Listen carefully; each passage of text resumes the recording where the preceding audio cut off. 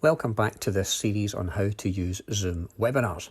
Now here's a cool feature where you can add people to your paid account so they can use it for free, okay?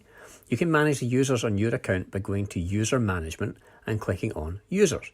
Now again, this is only if you have a paid plan. So we're going to upgrade our account so we make sure that we've got a paid plan so we can use this feature.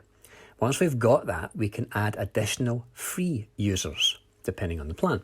So what we're going to do is we're going to click on Add User, and then we're going to add those users with their email address, and all we need to do is click Add button. That individual will then be part of our pending individuals, and then they'll be able to check their email in order to become part of our account. That individual then will have a Zoom account invitation. They'll click that link to activate their account. What that means is they've then got a free level on your paid account, which means they can schedule Zoom meetings like anybody else can without having a paid account. And then if you come back to your business area, hit your refresh button, that user will then be part of your users on your account.